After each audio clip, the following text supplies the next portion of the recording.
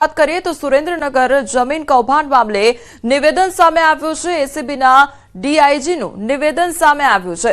Collector clerk PA2 collector અને નાયબ મામલતદાર વિરુદ્ધ ગુનો દાખલ કરવામાં આવ્યો છે। आधार पर सुरेंद्रनगर एसीबी पुलिस स्टेशन में सुरेंद्रनगर के डिस्ट्रिक्ट के डेप्यूटी एग्जीक्यूटिव मजिस्ट्रेट नायब मामलतदार चंद्र सिंह मोरी डिस्ट्रिक्ट कलेक्टर एंड मजिस्ट्रेट एक कारकुन और PA2 कलेक्टर के खिलाफ प्रिवेंशन ऑफ करप्शन एक्ट के विविध सेक्शंस के अंडर एक FIR रजिस्टर की गई है। हम लोग इन्वेस्टिगेशन कर रहे हैं, जो भी अपडेट्स होगी आपको इन्फॉर्म किया जाएगा। कितना कैश कितनी मिली, क्या FIR में क्या कुछ मिला? हम आपको एट द लिस्ट हम आपको और डिटेल्स देंगे, उसमें पता चल जाएगा आपको। सर अब तक क्या छानबीन में क्या सामने आया हुआ है? इतनी अपडेट्स है, जैसे ही अपडेट्स आएगी हम आपको बताएंगे। कलेक्टर की गिरफ्तारी हुई है? अभी तक नहीं। Thank you. તો સુરેન્દ્રનગરમાં જેડી દ્વારા સર્ચ ઓપરેશન હાથ ધરવામાં આવ્યું હતું, તેને લઈને હવે પ્રેસ કોન્ફરન્સ કરવામાં આવી। સુરેન્દ્રનગર જમીન કૌભાંડ મામલે આ નિવેદન સામે આવ્યું છે। એસીબીના ડીઆઈજીનું નિવેદન સામે આવ્યું છે।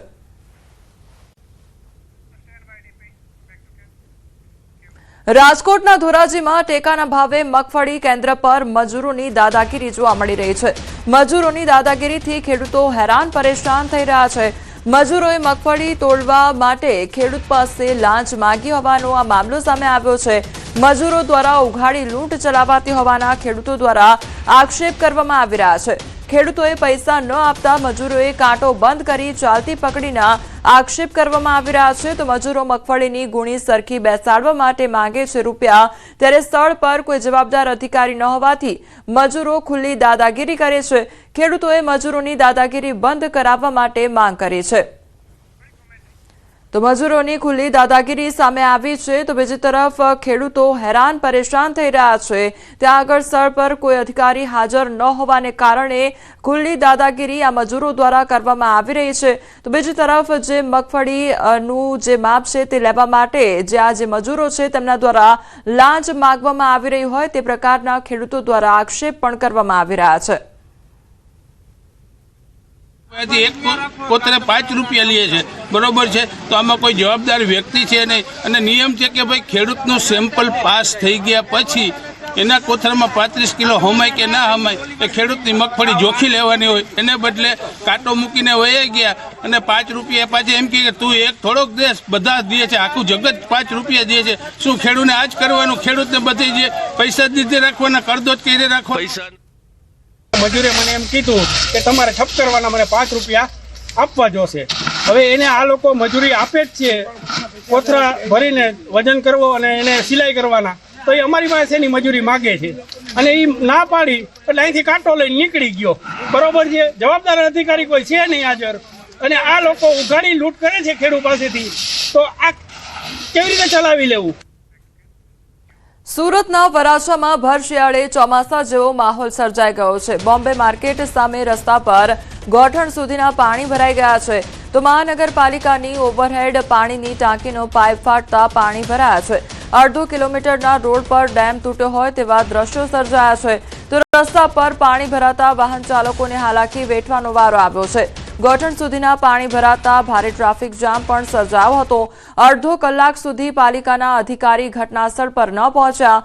પાલિકાના વાંકે સ્થાનિક લોકો અને વાહન ચાલકો હાલાકી વેઠવાનો વારો આવ્યો હતો। તો સુરતના દ્રશ્યો સામે આવ્યા છે કે જ્યાં ભર શિયાળે ચોમાસા જેવો માહોલ જોવા મળ્યો છે। સંવાદદાતા કીર્તેશ અમારી સાથે જોડાઈ ગયા છે। કીર્તેશ, બોમ્બે માર્કેટ સામે જે રસ્તા છે ત્યાં આગળ પાણી ભરાઈ ગયા હતા, આખરે કયા પ્રકારની પરિસ્થિતિ સર્જાઈ હતી? સુરતનો વરાછા વિસ્તાર અને એમાં પણ બોમ્બે માર્કેટ નજીકની જે જગ્યા છે ત્યાં પાણીની પાઇપલાઇનમાં ભંગાણ થયું હતું। જોતજોતામાં ભર ચોમાસા જેવી સ્થિતિ ત્યાં થઈ ગઈ હતી, પાણી ભરાઈ ગયા હતા। સ્થાનિક લોકોએ મનપાના અધિકારીઓને જાણકારી આપી। 1 કલાક બાદ અધિકારીઓ આવ્યા અને પીવાનું મીઠું પાણી બંધ કર્યું હતું। જો કે પાણીની લાઇનમાં ભંગાણ થતા ચોમાસા જેવી સ્થિતિ થઈ હતી, પાણી ભરાઈ ગયું હતું અને કહી શકાય હજારો લીટર શુદ્ધ પાણીનો વેડફાટ થયો હતો। માત્ર ને માત્ર મનપાના અધિકારીઓની બેજવાબદારીને લઈને, જો કે અત્યારે પાણીની પાઇપલાઇન રિપેર કરી દેવામાં આવી છે, પણ રાતના સમયે આ વિસ્તાર જે પ્રકારની સ્થિતિ થઈ હતી લોકો માટે એક કુતૂહલ સર્જાયું હતું. જે કીર્તેશ, સમગ્ર માહિતી બદલ આપનો આભાર. વડોદરામાં ચોંકાવનારો વિડીયો વાયરલ થઈ રહ્યો છે. 7 વર્ષનો બાળક ટુ વ્હીલર ચલાવતો દેખાયો છે. તો ઉર્મી બ્રિજ પાસે ચોંકાવનારી ઘટના સામે આવી છે. પિતાએ મુખ્ય રોડ પર એક્ટિવા ચલાવવા માટે આપી. વ્યસ્ત ટ્રાફિક વચ્ચે બાળકને વાહન ચલાવતા જોતા લોકોમાં આશ્ચર્ય સર્જાયું હતું. વાલીએ બાળકના જીવને ગંભીર રીતે જોખમમાં મૂક્યો તો ટ્રાફિક નિયમોનું ખુલ્લેઆમ ઉલ્લંઘન સામે આવ્યું છે. તો 7 વર્ષના બાળક દ્વારા જે ટુ વ્હીલર છે તે ચલાવવામાં આવી રહ્યું હતું અને વાલી દ્વારા જ આ જે વાહન છે તે ચલાવવા માટે આપ્યું હતું. સંવાદદાતા હાર્દિક અમારી સાથે જોડાઈ ગયા છે. હાર્દિક, વડોદરાની આ ઘટના કે જ્યાં 7 વર્ષના બાળકને ટુ વ્હીલર ચલાવવા માટે આપવામાં આવે છે, આખી ઘટના શું હતી? બિલકુલ જો આપણે ઘણી વખત જોયું છે કે માતા પિતાની એક નાનકડી ભૂલ જે છે તે ગંભીર બેદરકારીમાં પરિણમતી હોય છે અને એનું પરિણામ પણ ગંભીર આવતું હોય છે. ત્યારે ખાસ કરીને વાત કરીએ તો આ જે વિડીયો વાયરલ થઈ રહ્યો છે તે સમા ઉર્મી બ્રિજ જે છે ત્યાંનો વિડીયો છે અને ગઈકાલે જ્યારે અન્ય વાહન ચાલકો ત્યાંથી પસાર થઈ રહ્યા હતા ત્યારે આ જે વાલી છે તેમના દ્વારા પોતાના અંદાજે 7 વર્ષના બાળકને એક્ટિવા જે છે તે ચલાવવામાં આપ્યું હતું. ત્યારે ત્યાંથી પસાર થતા જે અન્ય વાહન ચાલકો છે તેઓ આશ્ચર્યમાં મુકાયા હતા અને તેમના દ્વારા જ આ વિડીયો જે છે તે બનાવવામાં આવ્યો અને ત્યારબાદ આ વિડીયોને વાયરલ કરવામાં આવ્યો. વિડીયો વાયરલ કરવાનો ઉદ્દેશ્ય માત્ર એક જ છે કે માતા પિતા આ પ્રકારની ગંભીર ભૂલ ન કરે, કારણ કે જો બાળક સ્ટેરિંગ પરથી કાબુ ગુમાવે અને કોઈ મોટો અકસ્માત થાય તો પરિવારને ચોક્કસથી મુશ્કેલીનો સામનો કરવો પડે. ત્યારે ટ્રાફિકના નિયમોનું ઉલ્લંઘન થયું છે. ત્યારે આવા જે બેજવાબદાર વાલી છે તેમની સામે કાયદાકીય પ્રક્રિયા કરવામાં આવે તેવી અત્યારે વડોદરા શહેરમાં લોક માંગ ઉઠી રહી છે. જે હાર્દિક, સમગ્ર માહિતી બદલ આપનો આભાર. કોન્ટ્રાક્ટરના પાપે યુવકે જીવ ગુમાવ્યાનો આરોપ લગાવવામાં આવી રહ્યો છે. સુરતના જહાંગીરપુરા વિસ્તારની ઘટના સામે આવી છે. ટ્રક પર ચડેલા યુવકનું કરંટ લાગતા મોત નીપજ્યું હોવાનો મામલો સામે આવ્યો છે. માટી જોવા ટ્રક ઉપર ચડ્યો હતો યુવક. તો જહાંગીરપુરા વિસ્તારમાં પાલિકા રોડ બનાવવાની કામગીરી કરી રહી હતી. આ દરમિયાન ટ્રકમાં માટી ભરવામાં આવી રહી હતી તો કોન્ટ્રાક્ટર દ્વારા યુવકને ટ્રક ઉપર ચડી માટી જોવા કહેતા કરંટ લાગ્યો હતો. ટ્રકની ઉપર રહેલા 3 ફેસ જીવંત વાયરમાં યુવકનું શરીર અડી જતા કરંટ લાગવાથી તેનું મોત નીપજ્યું. તો બીજી તરફ યુવકના મોતને લઈને લોકોમાં રોષ ભભૂકી ઉઠ્યો છે. જ્યાં સુધી ન્યાય નહીં મળે ત્યાં સુધી લાશ સ્વીકારવામાં આવશે નહીં તેવી સમાજ આગેવાનો દ્વારા ચીમકી ઉચ્ચારવામાં આવી છે.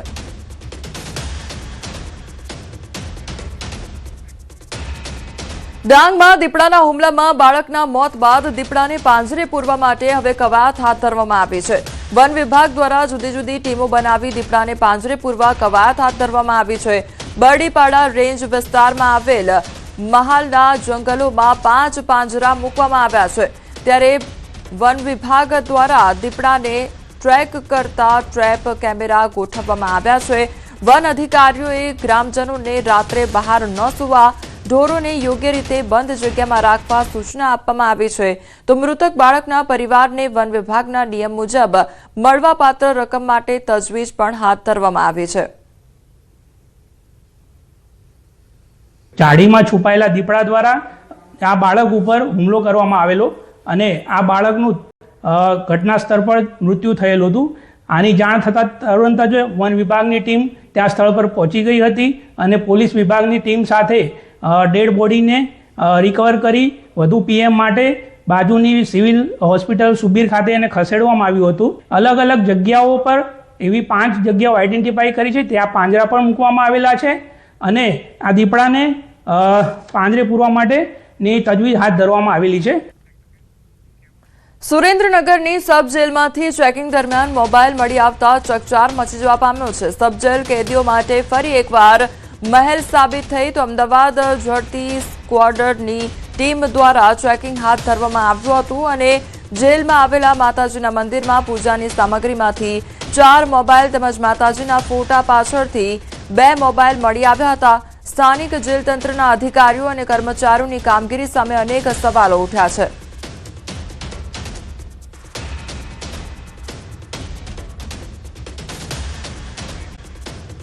લાંચા અધિકારીઓ પર એસીબીની તવાઈ બોલાવવામાં આવી છે. 2 અલગ અલગ કેસમાં આરોપીઓની ધરપકડ કરવામાં આવી છે. મનપાનો in charge deputy chief fire officer લાંચ લેતા ઝડપાયા. તો ડિવિઝનલ ફાયર ઓફિસર અને in charge deputy chief fire officer Ishwar Patel લાંચ લેતા ઝડપાયા છે। 1 લાખની લાંચ લેતા રંગે હાથ ઝડપાયો તો ફરિયાદીને હોટલ ફાયર સેફટીની એનઓસી લેવાની હતી। એનઓસી માટે ઈશ્વર પટેલે 1 લાખની લાંચ માંગી હતી તો ફરિયાદી લાંચ આપવા માંગતા ન હોય એસીબીનો સંપર્ક કર્યો હતો, જેના આધારે લાંચનું છટકું ગોઠવવામાં આવ્યું હતું। આ કામના ફરિયાદીએ હોટલની એનઓસી મેળવવા માટે અરજી કરેલી, જે એનઓસી મેળવવાની કાર્યવાહી કરવાના આવેજ પેટે ઈશ્વરભાઈ પટેલ નાઓએ 1 લાખ રૂપિયાની માગણી કરેલી, જે આધારે એ રેડ હેન્ડ પકડાયેલા છે અને તેઓ વિરુદ્ધ કાયદેસર કાર્યવાહી હાથ ધરી ગુનો રજીસ્ટર કરવામાં આવેલ છે। અમારા ઇન્વેસ્ટિગેશનમાં જે પુરાવાઓ મળશે એ આધારે બીજી કાર્યવાહી પણ કરીશું। તો નાયબ મામલતદાર કચેરીનો લાંચો ઓફિસર ઝડપાયો છે। ઉધના નાયબ મામલતદાર કચેરીનો સર્કલ ઓફિસર કૃષ્ણકુમાર ડાભીની ધરપકડ કરવામાં આવી છે। રૂપિયા 10,000ની લાંચ લેતા રંગે હાથ ઝડપી પાડવામાં આવ્યો। ફરિયાદીના અસીલ પાસે માંગી હતી લાંચ, ત્યારે અસીલના પ્લોટવાળી જમીનમાં અગાઉના માલિકના નામોની કાચી નોંધ પ્રમાણિત કરવા અરજી કરવામાં આવી હતી, જે કાર્યવાહી કરવાના અવેજ પેટે લાંચ માંગી હતી તો અઠવાલાયન્સ સ્થિત કચેરીમાં જ લાંચ લેતા રંગે હાથ ઝડપી પાડવામાં આવ્યો। લાંચા અધિકારીના ઘરે પણ સર્ચ કરવામાં આવશે। કાચી નોંધ પ્રમાણિત કરવાની અરજી કરેલી, જે કાચી નોંધ પ્રમાણિત કરવાની અરજીના કાર્યવાહી કરવાના આવેજ પેટે નાયબ મામલતદાર તરીકે ફરજ બજાવતા કૃષ્ણકુમાર બનેસંગ ડાભી, જેઓએ ફરિયાદી પાસેથી 10,000 રૂપિયાની માગણી કરેલી, જે સ્વીકારતા રેડ હેન્ડ પકડાયેલા છે, જેઓ વિરુદ્ધ કાયદેસર કાર્યવાહી હાથ ધરી ગુનો રજીસ્ટર કરવામાં આવેલો છે। જૂનાગઢમાં જીએસટીનું સર્ચ ઓપરેશન હાથ ધરવામાં આવ્યું તો જેડી જ્વેલર્સમાં જીએસટીની ટીમનું સર્ચ ઓપરેશન હાથ ધરવામાં આવ્યું છે। 3 કલાકથી વધુ સમય ચાલી હતી કામગીરી તો 2 દિવસથી સર્ચ ઓપરેશન ચાલી રહ્યું છે। સોના ચાંદીના વેપારીઓમાં ફફડાટ વ્યાપી ગયો છે તો 2 દિવસથી આ તપાસ હાથ ધરવામાં આવી રહી છે। સંવાદદાતા અમારી સાથે જોડાઈ ગયા છે। અમારા જૂનાગઢમાં જીએસટીનું સર્ચ ઓપરેશન હાથ ધરવામાં આવી રહ્યું છે, વેપારીમાં અત્યારે કેટલો ફફડાટ? ચોક્કસ કે જે રીતે જૂનાગઢમાં છેલ્લા 2 દિવસથી જીએસટી વિભાગની ટીમ દ્વારા દરોડા પાડવામાં આવી રહ્યા છે, ત્યારે ગઈકાલે જે સોની બજાર છે, ચોકસી બજાર, તે વિસ્તારમાં જેડી જ્વેલર્સમાં જીએસટીની ટીમ પહોંચી હતી ને ત્યાં જુદી જુદી જે કામગીરી છે તે કરવામાં આવી હતી। તેમના દ્વારા આખું સર્ચ ઓપરેશન છે તે શરૂ કરવામાં આવ્યું છે। આ સર્ચ ઓપરેશનને લઈને સોના ચાંદીના જે વેપારીઓ છે તેમાં ફફડાટ જોવા મળી રહ્યો છે, જ્યારે હજુ પણ આ જે જીએસટીની ટીમ છે તે અનેક સ્થળ પર દરોડા કરે એવી પણ એક માહિતી સૂત્રો પાસેથી મળી છે। જે અમારા અત્યાર સુધી કેટલી એવી દુકાનો કે જ્યાં આગળ આ સર્ચ ઓપરેશન હાથ ધરવામાં આવ્યું અને અન્ય હજુ પણ કેટલા વિસ્તારોમાં સર્ચ હાથ ધરવામાં આવશે તેને લઈને કોઈ અપડેટ? ફક્ત હજુ તો આ જેડી જ્વેલર્સની જ માહિતી મળી છે, અન્ય કોઈ જે માહિતી નથી મળી, પરંતુ હજુ પણ જૂનાગઢની અંદર 2-3 એવી પેઢીઓ છે કે જ્યાં જીએસટી વિભાગની ટીમો દરોડા પાડી શકે તેવી સૂત્રો પાસેથી માહિતી મળી છે। હજુ ચોક્કસ કોઈ માહિતી મળી નથી। કોમલ, 2 દિવસથી સતત સર્ચ ઓપરેશન ચાલી રહ્યું છે, ત્યારે અન્ય જે વેપારીઓ છે તેમાં કેટલો ફફડાટ જોવા મળી રહ્યો છે, તેમના તરફથી કયા પ્રકારના પગલાં લેવામાં આવી રહ્યા છે? ખાસ કરીને જીએસટી વિભાગની જે ટીમ છે તે દરોડા પાડવા અને તે ઝીણવટભરી તપાસ કરી રહી છે, જેના કારણે જે ખોટું કરતા વેપારીઓ છે, ક્યાંક ને ક્યાંક 1% પણ ખોટું કરતા વેપારીઓ હોય તેમાં ફફડાટ જોવા મળી રહ્યો છે। ત્યારે હજુ જીએસટીની જે કામગીરી પૂર્ણ થયા બાદ ખબર પડશે કે ક્યાં કઈ રીતની કાર્યવાહી કરવામાં આવી છે। જી, અમાર સમગ્ર માહિતી બદલ આપનો આભાર। વાપી શહેરમાં નાગરિકો સતત ટ્રાફિકની સમસ્યાથી ઝઝૂમી રહ્યા છે। શહેરમાં ટ્રાફિક વ્યવસ્થા જાણે ભગવાન ભરોસે ચાલી રહી છે તેવું દેખાઈ રહ્યું છે, કારણ કે 2018થી વાપીના મહત્વના રસ્તાઓ પર ટ્રાફિક સિગ્નલ બંધ હાલતમાં છે।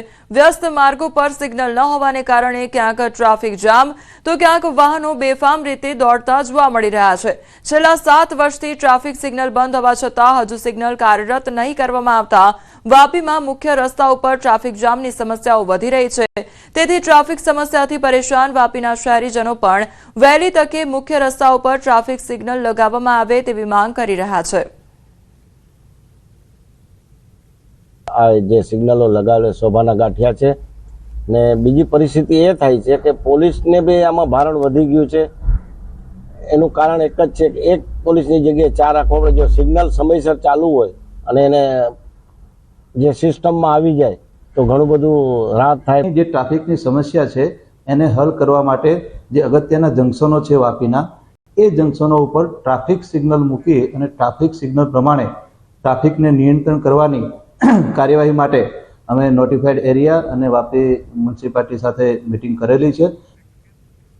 રાજકોટમાં રફતારનો કહેર જોવા મળી રહ્યો છે. ગોંડલ ચોકડી નજીક વૃદ્ધાને ટક્કર મારવાની ઘટના, તો અજાણ્યા કાર ચાલકે ટક્કર મારતા મોત નીપજ્યું છે. ગોંડલ ચોકડીથી હુડકો ચોકડી વચ્ચે આવેલ રામાધાણી હોટલ પાસે વૃદ્ધાને કાર ચાલકે ઉડાવ્યા, તો વૃદ્ધા રોડ ક્રોસ કરતા સમયે કોઈ અજાણ્યા કાર ચાલકે અડફેટે લેતા ઘટના સ્થળે જ તેનું મોત નીપજ્યું હતું.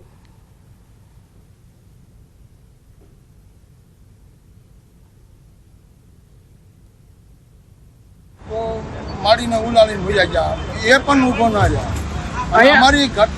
અમારું એવું કહેવાનું થાય છે કે અહીંયા ઓવરબ્રિજ હોવો જોઈએ. કાલે એક માળી અહીંથી રોડ ક્રોસ કરતા હતા ને આમ ફૂલ સ્પીડથી સ્કોર્પિયો કાર આવી અને માળીને આગળ લઈ લીધા અને સ્કોર્પિયો જતી રહી. તાત્કાલિક 108માં ફોન કર્યો. 108 થોડીક જ વારમાં આવીને માજીને સારવાર દરમિયાન લઈ ગયા. રાજકોટ શહેરમાં ફરી એક વખત રફતારનો કહેર સામે આવ્યો છે. રાજકોટ શહેરના નેશનલ હાઈવે પર ગઈકાલે એક વૃદ્ધ મહિલાને એક કાર ચાલક છે, સ્કોર્પિયો ચાલક છે, તેમને અડફેટે લીધા હતા. આ સ્કોર્પિયો છે તે ગોંડલ તરફથી આવી રહ્યો હતો અને અમદાવાદ રાજકોટ અમદાવાદ નેશનલ હાઈવે પર આ જગ્યાએ જે છે મહિલાને અડફેટે લીધી હતી. મહિલાને અડફેટે લીધા બાદ જે છે એ સ્કોર્પિયો ચાલકે એક માનવતા દર્શાવીને ઊભું રહેવું પડતું હતું. મહિલાનો જીવ બચાવવા માટે તેમને પ્રયાસો કરવા જતા હતા, પરંતુ તેમને ન બ્રેક મારી ન મહિલાઓની સામે જોયું. તે જે પૂરપાટ ઝડપે જેટલી ઝડપથી આવતો હતો એટલી જ ઝડપે અકસ્માત સર્જ્યા બાદ ફરાર થઈ ગયો હતો. અમદાવાદ તરફ એટલે કે આ જે હાઈવે છે આ તરફ તે ફરાર થઈ ગયો હતો. સ્થાનિક લોકો છે તે મહિલાની મદદે દોડી આવ્યા હતા અને તાત્કાલિક 108ની મદદે હોસ્પિટલે ખસેડવામાં આવ્યા હતા. જોકે મહિલા જે છે હોસ્પિટલમાં તેમને સારવાર મળે તે પહેલાં જ તેમનો જે છે એ જીવ પણ ગયો હતો.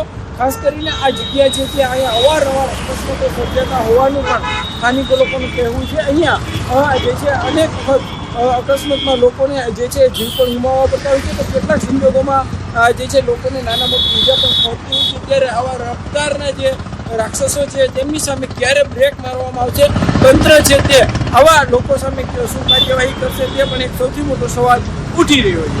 હાર્દિક જોશી. સમાચારમાં આગળ વધીએ તો કર્ણાટકમાં ભીષણ અકસ્માત સર્જાયો છે. બસ અને કન્ટેનર અથડાયા હતા અને અકસ્માત બાદ બસમાં આગ ભભૂકી ઉઠી હતી, તો બસમાં સવાર 11 મુસાફરો ભૂંજાયા છે. અકસ્માતમાં કુલ 12 લોકોના મોત નીપજ્યા હોવાનો આ મામલો સામે આવ્યો છે. કર્ણાટકના ચિત્રદુર્ગ જિલ્લાના હિરિયુર નજીક એક ગમખ્વાર બસ અકસ્માત સર્જાયો છે. બેંગલુરુથી ગોકર્ણ જઈ રહેલી સી બર્ડ ટ્રાવેલ્સની એક ખાનગી સ્લીપર બસ કન્ટેનર લારી સાથે અથડાઈ હતી અને જેના કારણે બસમાં આગ લાગી ગઈ હતી. તો આગને કારણે બસમાં સવાર 11 મુસાફરો જીવતા ભૂંજાઈ ગયા હતા, જ્યારે કન્ટેનર ડ્રાઈવરનું પણ ઘટના સ્થળે જ મોત નીપજ્યું છે. કુલ 12 લોકોના મોત થયા છે. બસમાં 32 મુસાફરો સવાર હતા. આ અકસ્માત નેશનલ હાઈવે પર સર્જાયો હતો. આ ટક્કર બાદ બસ ઝડપથી આગની લપેટમાં આવી ગઈ હતી, તો ઘણા મુસાફરો સૂઈ રહ્યા હતા, જેના કારણે તેમને બચાવવામાં મુશ્કેલીનો સામનો કરવો પડ્યો હતો. મળતી માહિતી પ્રમાણે પ્રારંભિક માહિતી અનુસાર આ અકસ્માત ગુરુવારે સવારે લગભગ 3 વાગ્યાની આસપાસ સર્જાયો હતો. જ્યારે ટક્કર થઈ ત્યારે મોટાભાગના મુસાફરો ઊંઘી રહ્યા હતા અને બસમાં આગ લાગી ગઈ હતી. એવું કહેવામાં આવી રહ્યું છે કે બીજી બાજુથી આવી રહેલ એક ટ્રક ડિવાઈડર ઓળંગીને બસ સાથે અથડાઈ હતી, જેના કારણે આ આગ લાગી ગઈ હતી. તો ઘાયલ મુસાફરોને નજીકની હોસ્પિટલમાં દાખલ કરવામાં આવ્યા છે, જ્યાં તેમની સારવાર ચાલી રહી છે. કેટલાકની હાલત ગંભીર હોવાનું પણ જાણવા મળ્યું છે. તો પોલીસ અને ફાયર બ્રિગેડની ટીમો ઘટનાસ્થળે પહોંચીને આગ ઓલવી નાખી અને બચાવ કામગીરી હાથ ધરી છે. પ્રાથમિક તપાસમાં એવું જાણવા મળ્યું છે કે ટક્કર પછી ડીઝલની ટાંકી લીક થવાને કારણે આગ લાગી ગઈ હતી.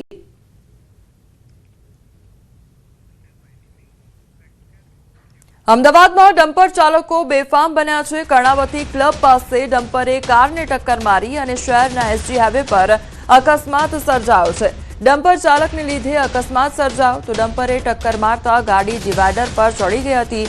અકસ્માતમાં કારમાં સવાર પરિવારને કોઈપણ પ્રકારની જાનહાનિ સર્જાઈ નથી। તો અમદાવાદના આ દ્રશ્યો સામે આવ્યા છે કે જ્યાં ડમ્પર ચાલકો બેફામ બન્યા હોય તે પ્રકારની પરિસ્થિતિ જોવા મળી રહી છે। ડમ્પર દ્વારા કારને ટક્કર મારવામાં આવી હતી। કર્ણાવતી ક્લબ પાસે ડમ્પરે કારને ટક્કર મારી હતી અને અકસ્માત સર્જાયો હતો। તો બીજી તરફ ડમ્પરે ટક્કર મારતા જે ગાડી છે તે ડિવાઈડર પર ચડી ગઈ હતી। અકસ્માતમાં કારમાં સવાર પરિવારને કોઈપણ પ્રકારની જાનહાનિ સર્જાઈ નથી।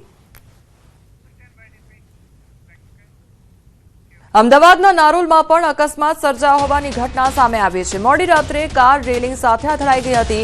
કાર ચાલકે સ્ટીયરિંગ પર કાબુ ગુમાવતા અકસ્માત સર્જાયો હતો। અકસ્માતમાં એક યુવકનું મોત નીપજ્યું છે। પોલીસે સમગ્ર મામલે વધુ તપાસ શરૂ કરી છે।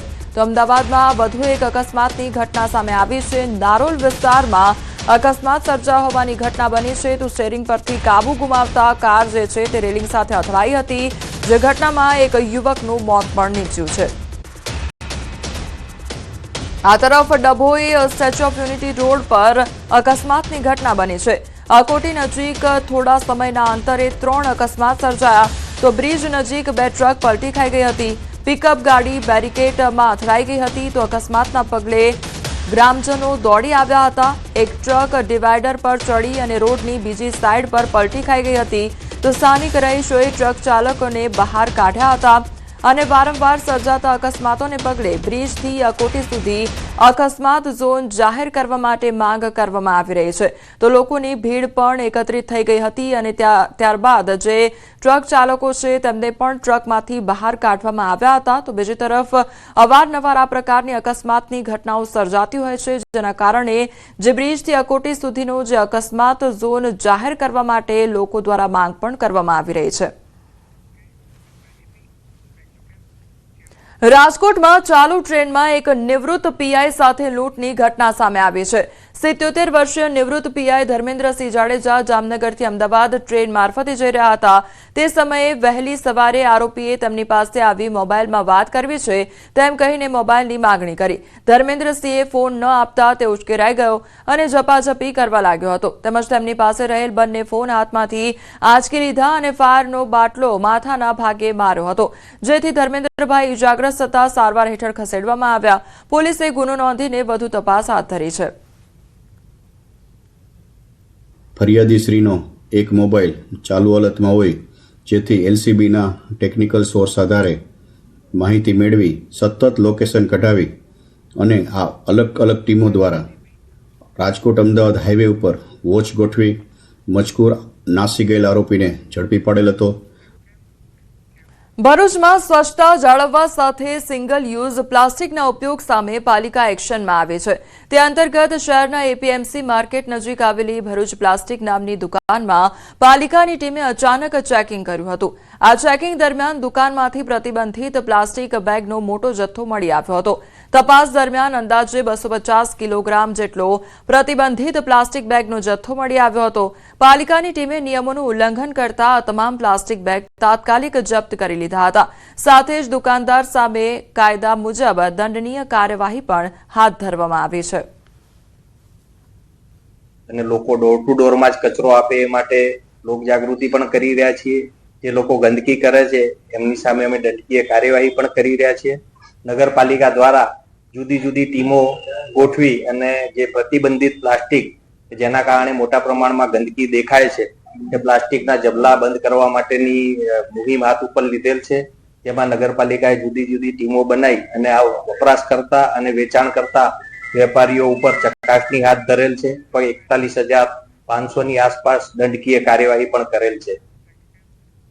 વડોદરાના ભાયલી ગામના તળાવના ચિત્ર જોઈને તમને જરૂરથી લાગશે કે વડોદરા મનપા કહે છે શું અને કરે છે શું। શહેરના અત્યંત પોશ ગણાતા ભાયલી વિસ્તારના તળાવને રળિયામણું બનાવવા માટે પાલિકા દ્વારા કરોડો રૂપિયાના ખર્ચે બ્યુટિફિકેશનની કામગીરી ચાલી રહી છે। ઉપરથી ગટરનું પાણી ગાલ ગાલ કરે છે, જો એટલું જ છે કેમેરો બતાવો એમને ખબર પડે કે ગટરનું આવે છે કે કયું આવે છે। તો વરસાદ તો પડતો નહીં તો પાણી કઈ રીતે આવે, બતાવો કે એમને કે આ પાણી ક્યાંથી આવ્યું, બધું ગટરનું છે કે કહોનું આવે, વરસાદનું આવે? તો ગેરવ્યાજબી છે કહેવાય ને, તો ગેરવ્યાજબી કહેવાય ને ખરેખર એમને આ તલાવ છે એવું સ્વચ્છ કરવું જોઈએ, એકદમ શુદ્ધ, કે જેથી કરીને એને અહીંયા આગળ બોર્ડર બાંધી અને કમ્પ્લીટ નો એલાવ અંદરનું માટેનું એ કરવું પડે, તો એ લોકો શું છે સ્વચ્છ પાણી રાખી શકશે. તો પાછું વરસાદના ગટરની અંદર મળમૂત્રવાળી ગટરનું જોડાણ કરી અને તળાવમાં છોડવામાં આવે છે. આ નમૂનો જોઈ લો, અને આ પેલું ભૂંડ હોય મરી ગયું અંદર, જુઓ તમે. અને તળાવમાં એટલી બધી ગંદકી છે, ચોપ ફેરા ગંદકી છે. આ પાણી જો મિક્સ થાય છે, મળમૂત્રવાળું પાણી આ દેખાય છે. આ પાણીનો કલર જો બદલાઈ ગયો. અને કોર્પોરેશન કોઈ કામગીરી બરાબર કરતું નહીં. કોઈ બી અધિકારીએ આમાં કોઈ પણ જાતનું જોડાણ કરેલ નથી એવું એમણે સ્પષ્ટ કીધું છે. અને એટલા માટે હમણાં તુરંત અમારા ડ્રેનેજના જે અધિકારી છે એને સ્પોટ પર મોકલા છે. અને કોઈએ પણ જો આ ગેરકાયદેસર રીતે આમાં જોડાણ કરેલું હશે તો એને દંડની પણ કાર્યવાહી કરવાની સૂચના આપી છે. અને સાથે તુરંત આ જે કંઈ ડ્રેનેજના પાણી આવે છે એને બંધ કરવા માટે પણ સૂચના આપી છે.